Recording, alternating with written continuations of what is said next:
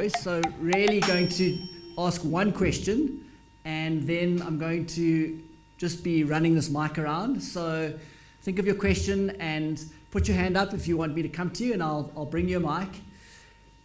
Let's keep the questions short, sharp, and spicy so that we keep this moving. We've got about 45 minutes, so there is time, but we have 5 really smart and dedicated entrepreneurs in front of you, so we're going to have to give them all some good airtime. So let me just start off by asking a question to, let me put it to Ndia. So my question is on mindset. So I think we've realized throughout the course of the day that there's a lot of things that you can do as an entrepreneur, but often it's not what you do and how you do it. Is there any learnings that you have around mindset as a founder that are really useful to think about when you are scaling a business? Is there a shift in mindset? Is there a particular mindset that you feel like you need to have or adopt to make that transition? Hello. So yes, there are 2 things that I can think of about mindsets, and I think one of them is what Miles said in his talk.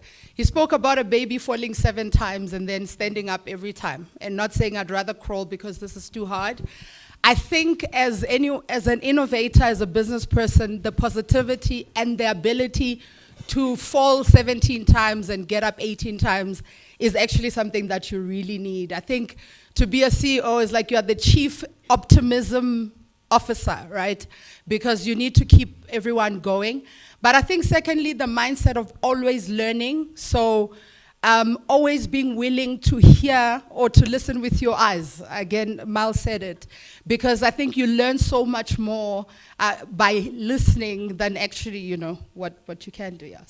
So Thomas, being an engineer, you must like systems. How do you manage in a business that's scaling to separate yourself from the chaos of day-to-day operations and focus the right amount of time on working on the business and not just in the business? Any tricks or hacks that you've learned over the years?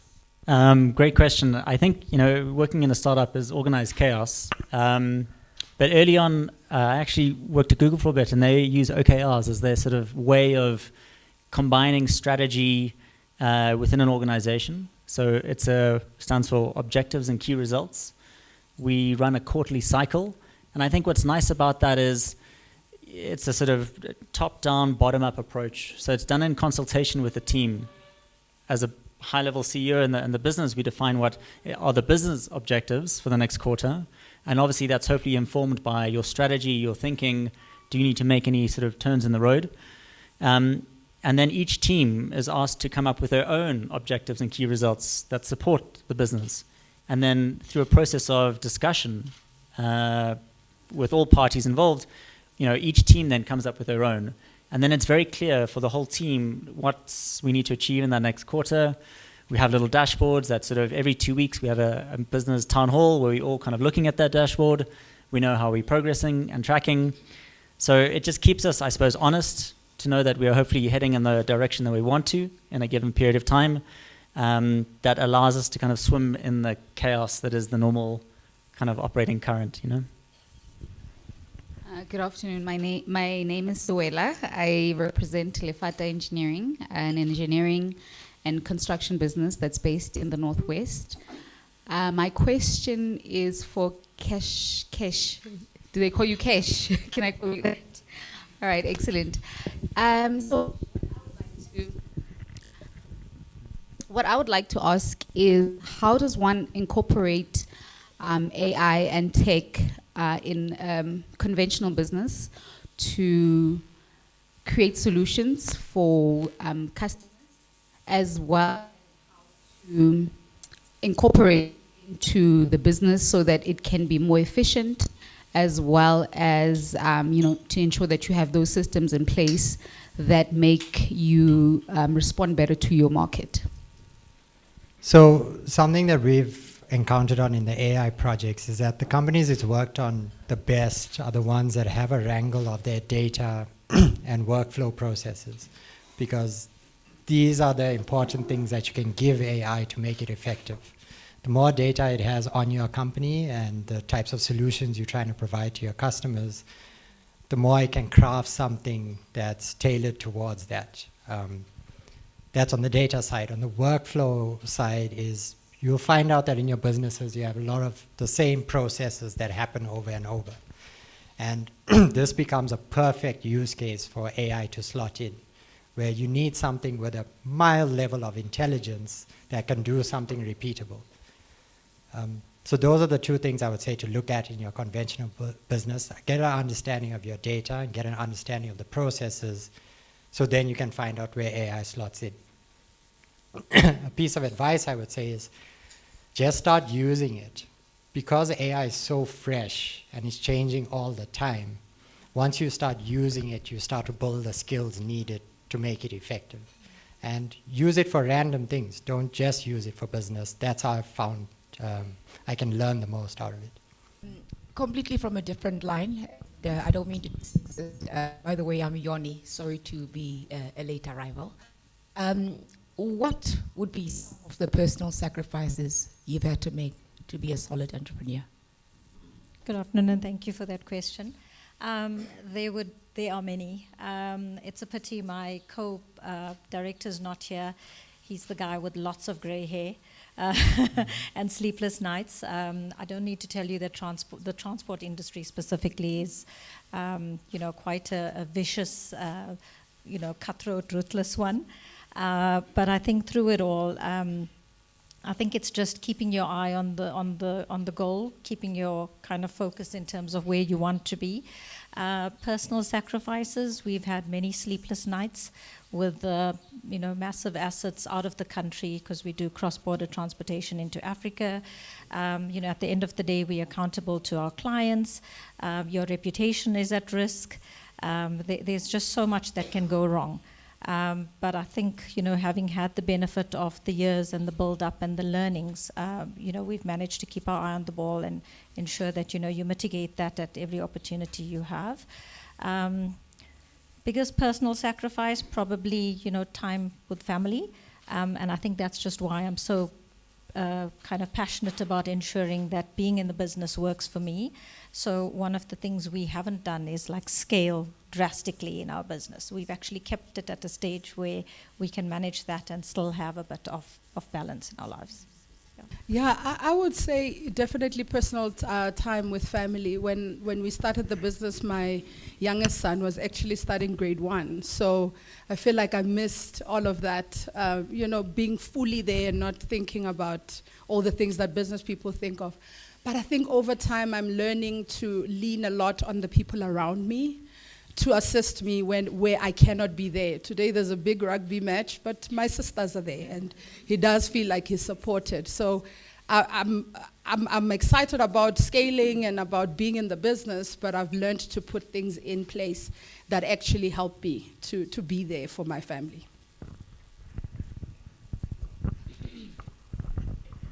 So this question really cuts deep, because I think that business requires such a huge sacrifice, and sometimes I say this a lot to people, that had I known the amount of sacrifice it would take, I don't know if I would have started the business 8 years ago, because it is that intense. But I think mental health is one thing. One of the things you quickly realize in business is that, especially when you are a solo founder, is there are a lot of skills that you lack, right? I am vision oriented, I'm a people's person, I'm good at chatting to clients, finding new business, but operationally, in the business, Thomas, you were speaking about systems, processes. That's been so hard for me in my business, and that's something that I've really had to suffer to build. And so I think that a business requires so many different skill sets that is just one entrepreneur doesn't have. But it's also the biggest personal development journey that I've been on, because I've had to learn that I cannot do everything by myself, right? I've had to learn that I actually have to build a team, and I actually have to invest in getting a team trained up to do work when I'm not there, which has also been really hard. And so it's a lot, it's a lot. I'm not always positive about being an entrepreneur, but I do think that there is a calling and there is a bigger purpose. And I believe that I've been equipped, even when I don't know how I'm going to do it in the next moment. There is a way, and that's basically, yeah. Yeah, I just want to add that as an entrepreneur, you almost learn to love sacrifice. You got to learn, I don't know whether we have something wrong in our brain development, but you learn to love falling over, because the second you achieve something, Miles said the second he sold his business, it's like, what's the next problem?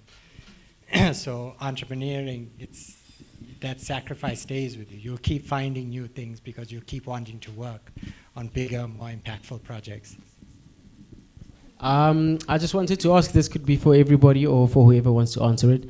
What is the one piece of resource that you found most invaluable to helping you in your business, whether that be a book or something you heard or something you watched that you would like, this, I need to recommend this? What would that be? I mean, I'm going to shamelessly plug in AI here because it's read all the books, so you can just ask it. But yeah, to be honest, if you use it as a tool to learn, it can really help, to cover a vast amount of ground that you may get stuck reading. Other than that, 0 to 1. Great book. So I've read so many books over the years, and one of the realizations I had about a year ago was my main recommendation would be getting a business coach, because they've walked the path and they've read the books and they can speak specifically to the problems that you are currently facing. So for me, I think I would have saved myself so many mistakes and having to read 10 books over many years had I just gotten myself a business coach early. I don't go anywhere without my cell phone and Meta AI. I literally voice note everything. It converts. Communication becomes so much easier and quicker. You can actually save so much of time. And getting a coach might be great. Meta AI is going to tell you a lot about that. So, it's become my psychologist. It's become my business broker. It's become my means of communication. It actually has solved so many problems. And then when I need to write to the school and complain about the school soccer coach, it helps me there too. So cannot go wrong. I think, yeah, I've read a couple of books. One of them, I really like the one that you said, but also Good to Great is a great book. But I think in addition to AI and the business coach, I would say people have been my greater resource. I've got great business partners, and we all know our strengths, so that also helps in the business. But most of all, we understand what we don't know how to do, and we let people who know how to do it. Like, we're not engineers, but we work with batteries every day. And so we've got engineers in the business, because accountants can't really, we're not high voltage technicians. But people are very much an important resource for me. Sure, everything's really been said, but my only comment would be, think about hyper-learning. So there's no one book. There are like many books. And if you can, ask a summary, which you can now, give me the summary of the book and the key takeaways. You can even prompt it to say, I'm working in this industry. How would you apply the learnings from this book in my situation? You're trying to want to get as quickly as you can to the crystallized knowledge. And then the last point I think you mentioned is so important about finding people that complement you. Know your strengths. You can't be expected to know everything and be an expert in everything. So, I'm an engineer, and I teamed up with an actuary, and we have very different strengths, and they complement each other very well. So it's figuring out where your strengths are and how you can complement that with people around you. I think this question is more for Kesh, and this is relating to AI. You've actually started getting me worried. What is AI, or what does AI actually mean for us small business owners in terms of the future? And I just wanted to check also if AI right now in its current state, if it's industry specific, and I mean the level of education that one would actually need to get to sort of start using it effectively, because some of us are actually occupying spaces where the level of education that you have with the people that you are dealing with is not, at the highest, where some guys can't even read or write, but they can do the job that that's put in front of them. So I just wanted to get an understanding. I'm in the engineering space, and I can't help it but wonder. I mean, would I at some point start, have to start thinking about AI? And if I don't, what would that mean for my business? So I would say, from a small business perspective, I actually noticed small businesses are moving faster with AI than traditional larger corporates, mainly because the corporates have data protections and regulations they got to worry about. That now a small business that's leveraging AI can now take out a much bigger competitor that used to exist in the past. We've kind of seen this with the traditional Google search that was disrupted by ChatGPT. It's easy for us to think, oh, these are all the same tech companies, but they're actually in hyper competition with each other in the US. And ChatGPT's ability to create a product, revise it much faster than Google could even get theirs out first, got them the winning market share. There's another aspect that I've been noticing, is that Gen Z is starting to enter the marketplace. They're starting to work in the labor force. They've been using AI for the last 3-4 years to do all their schoolwork. They can't sit in Zoom meetings and create PowerPoint presentations and deal with Excel. They just want to have a conversation with an Excel document and have it spit out the key cell or result that it wants. And we're starting to see that. Microsoft is incorporating Copilot directly in the tools.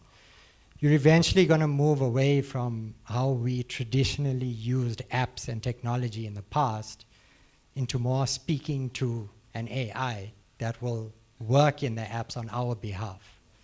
So to take you guys down a crazy road, where this is going to end up is each of us will have a personal AI one day. The same way that we're talking about Meta AI. You'll be able to hot swap in which model is in your personal AI. When you're in your house, it will be in your TV, on your sound system, wherever your internet is connected. The second you leave, it will shift into the car, and you'll tell it where you want to go. Once you're out of the car, it'll be in your cell phone. And so you constantly have this intelligence that follows you around. And so in terms of technical accessibility, these tools are starting to get simpler and simpler, especially in terms of language. And that's been one of the biggest troubles we've had in South Africa. We have 11 official languages, but nobody speaks more than 3, So it sounds like it's great diversity, but actually we have a limited way of communicating with each other.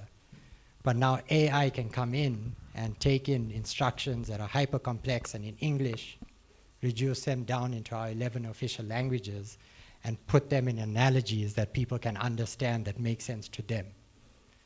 So from an engineering perspective, you can imagine how now you could work across Africa, but still use the same tool to get what you need done. I'm obviously not the AI expert. I'm just a small business owner who utilizes AI.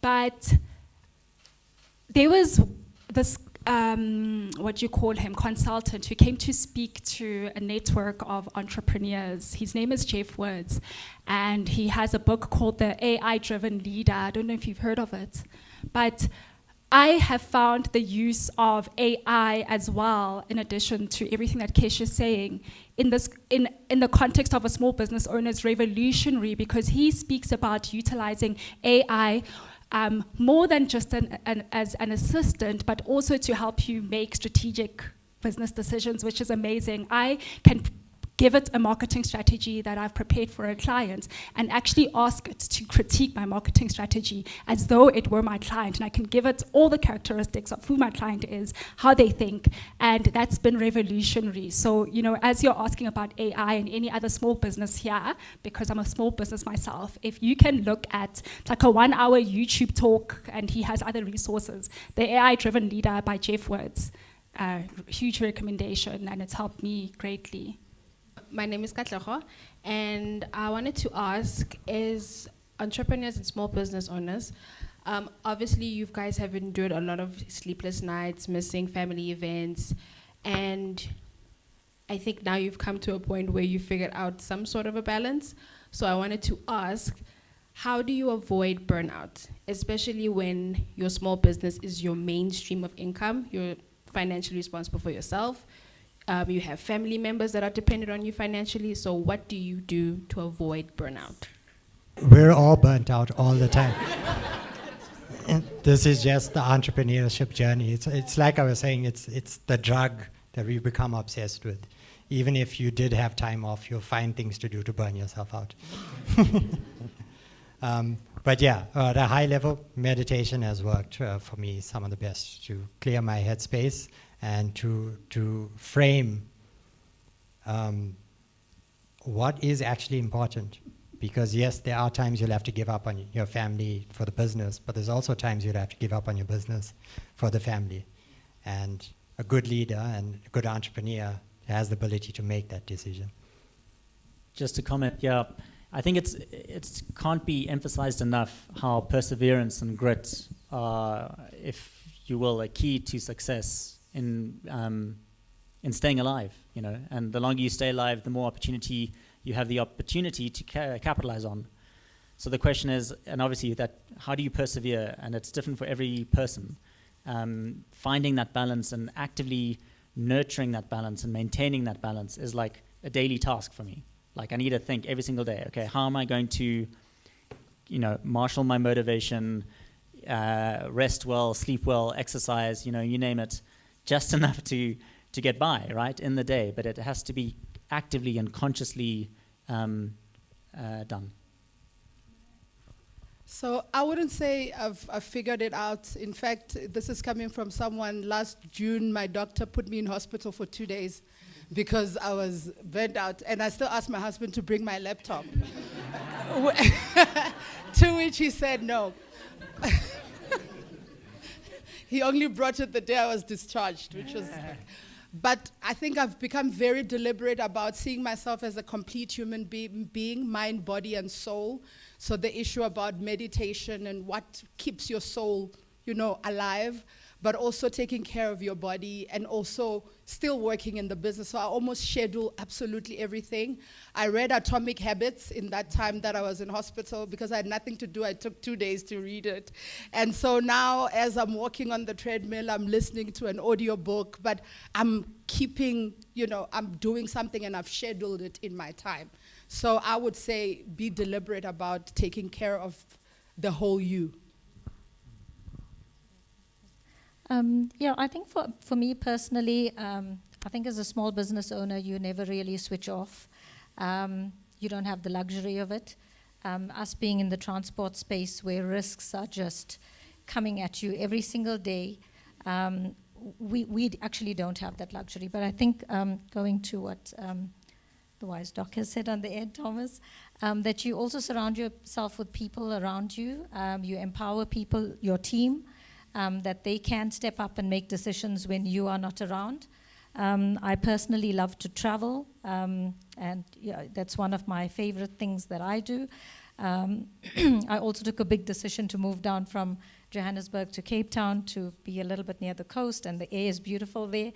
So you make and you do things that obviously work for you, whether it's the daily stuff like meditation or overall you take a snapshot of where you are in your business and how much time you can afford to kind of spend away. And then lastly, of course, you know, raising my kids has been one of my greatest joys. So that's also a big switch off for me. And, you know, something that having my own small business has actually helped me to be more present. So that in itself is quite a balance for me. Maybe I hate to drum the AI drum anymore, but just on the data side, just because obviously that's the key, that's what you're getting in. How would you advise small businesses to be the key place where they collect data? I mean, obviously there's the WhatsApps, the Google Forms, best use of money. Because I'm just nervous that after this, everybody's paying 10 other new subscriptions in their businesses or for AI. You know, different agents. Well, like, what would you say entry-level AI, especially for collection of data, Google Forms or any one of these forms or whatever, or WhatsApp AI bot that you're going to build if you are B2C? Like, what would you give advice for? So I'll advise this to anybody here, regardless of whether it's AI. If you're looking at any technology, try and find the free option first. We live in a great age of open source, where if you're willing to put a little bit of work in, you can do almost any of the tech things that you need done for free. And that includes the AI tools. So almost all the providers, ChatGPT, Google Gemini, DeepSeek, XAI, Grok, Anthropic with Claude, each one of these models I just mentioned, there is a free version. One thing to note about this, and I've seen this from my friends that are lecturing in universities, they're already starting to pick up a difference between the students' work, those who have access to the more expensive models versus the cheaper ones. So you're going to start seeing this divide happening where the people who are willing to pay are able to get more out of this. And this used to exist in the past where those with MacBooks could achieve more than if you didn't have a computer.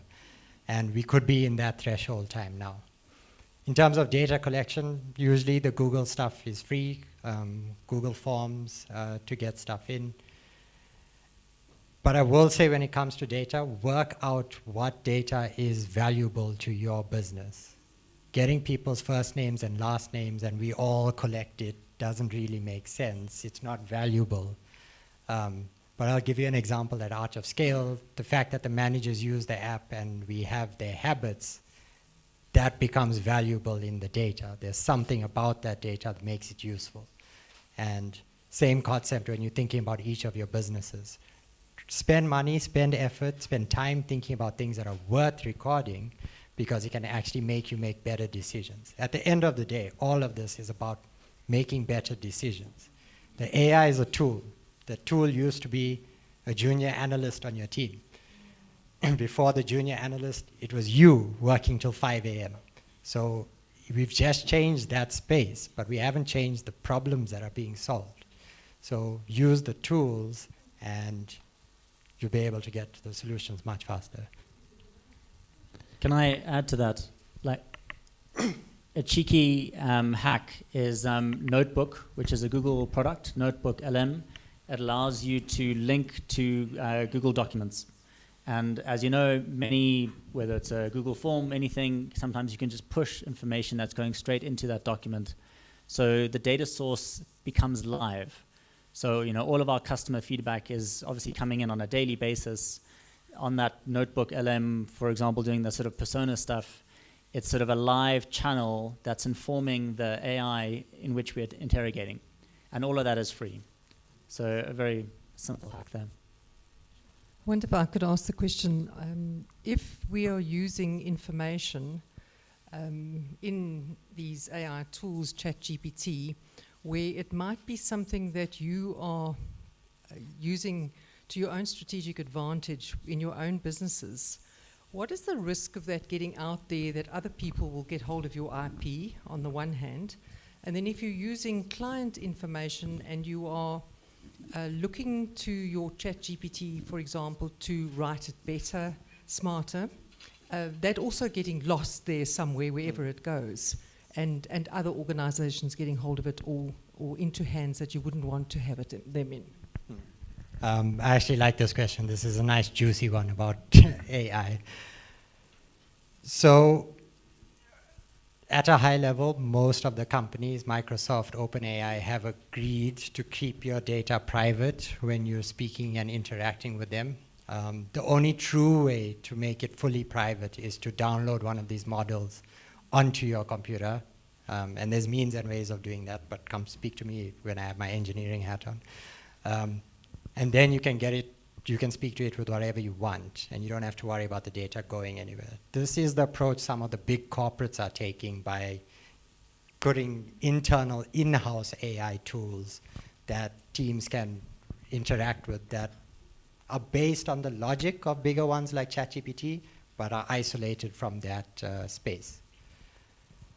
The other side of this is the reason why some of these tools are free.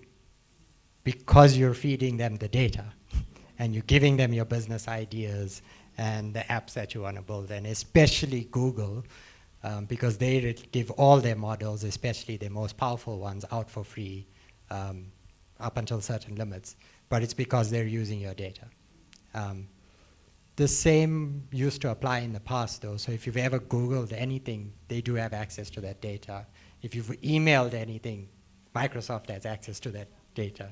Gmail is fully sitting on Google servers. So it feels like it's a new paradigm, but we're still following the same security issues we've had in the past. We're just evolving it now into the AI space. Since this is an Investee Day, I've got a question for those who've been invested in, I won't say recently, but in their life cycle. What is the one thing you wish an investor knew about you as an SME? I think being in the transport space again, we were part of the engine convoy fund and disbursement. So I think as an industry, I do believe they know, transport is transport. But from a small business perspective, I wish they could know the everyday challenge that we actually go through as a small business to keep those wheels turning, the onerous compliance and governance that befalls small businesses in our industry, the high cost of doing business as a small business, and you can't really kind of group us with bigger businesses and expect us to have awesome results. So I think sometimes as a small business, specifically in transport, we kind of grouped and bunched together with the big Imperial Logistics and Baker's Transport, but there's nuances within the small business space that are super challenging, really difficult to kind of maneuver day to day. So sometimes I wish they had first-hand access to the challenges that we have as small businesses. Yeah, so I wish that, so in our space, we had been trying to raise funding when Edge finally gave us funding. We had been trying to raise funding for a long time. And I think the point that you made about the fact that you can't lump us with anything or any other business that looks like us was very true for us, in that funders would ask us, but what is the residual value of your electric vehicle? And I'm like, even if I ask AI, they won't. Nobody knows at the moment. I wish investors that we spoke to before understood about hand-holding a little bit so that they can help you prove the concept together, so when you commercialize, they are the first on the table. So we missed that, but now we've been funded, and now the people are now coming and saying, but are you looking for funding? So I wish there was a bit more hand-holding. 2 comments. So, we work in the investment space, and the biggest challenge we face, and the tragedy actually that South Africa faces at the moment, I believe, is online gambling. If people are aware, but like last year alone, 1.1 trillion rand was bet online, which is mind-blowing, and that's a 50% year-on-year increase. So when sometimes investors come to me and they bring expectations which are akin to the gambling guys, I'm like, no, my guy, come on. Don't bring those tendencies here. But, and then I think the second thing, which is hopefully evidenced by some of the people here, investors should identify who are good operators. Who are people that have that grit, have that passion, have that resilience, and that curiosity to learn and try new things. Because it is true, that saying, if you back a good jockey, very often, you'll see success, even if the original business, changes 5 times, invariably they will find a way. Mine is very short. I just want to know, specifically those of you who are employing people, that how do you fight the temptation of employing a skilled foreigner over a potentially good South African and still remain profitable?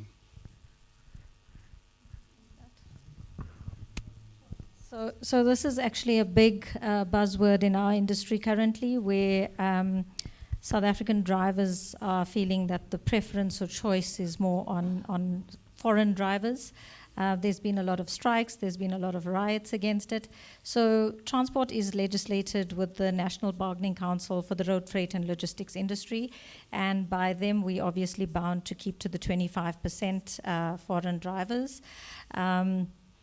Drivers are an important part of our business. We personally have actually increased the number of South African drivers, but what we do find is the challenge is when our force and when our loads are going cross-border, the foreign drivers are obviously the ones that operate and know the terrain and know the territory going up to the DRC way better than your South Africans would. With the incidents of xenophobia, etc., it's also dangerous to move people across borders. So it's a huge challenge for us. But as a small business, I think we've done quite okay in terms of keeping and ensuring that we keep our workforce predominantly South African in terms of the skilled labor. Okay, it's me again. I just want to know, what are those, maybe let's say 3 aspects of the business that you can tell us as SMMEs that we need to have in place to be investment ready? So you as a panel, you wanted to invest. So what is it that we need to have in place to make sure that you can throw your money at us? I feel confident to answer this because we're in the same position at the moment. And I think the one thing that really hit home to me was, how are you different? What is your salience? And I can speak to a bit of brand, I can speak to sort of a niche in the market that you're tackling, but finding out how you can catch a tailwind of energy, so you're not just like paddling against a riptide. I think that strategy, which links to that, is critical. The one is obviously a demonstration of your ability to operate, your ability to execute. So that obviously bleeds a little bit into having your house in order. It's hard to walk into a messy room and know what's going on.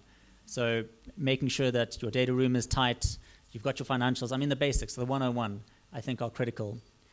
And then the last, I think, is it's more fluffy, but I have this perception that if you're able to tell a story, if you're able to convince other people to come along with you, and that could be demonstrated by the team members that you've convinced to walk your journey, co-founders, other investors, the more you're able to build up that critical mass of like, there's something going on here and other people are already on the bandwagon, so to speak.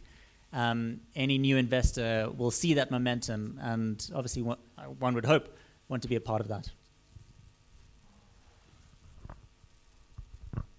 So I think if I think back to our journey in terms of how we qualified for the funding, it was a super long process. It took about 18 to 24 months before we actually qualified for the funding. The team that we were working on in terms of onboarding us and going through all of our governance and compliance and stuff, I think for me the important thing was we as a business learned a lot and improved a lot in our processes by going through that 24-month process. We identified a lot of gaps. We kind of put better structures in place. And I think going to what Thomas said, it's about your story.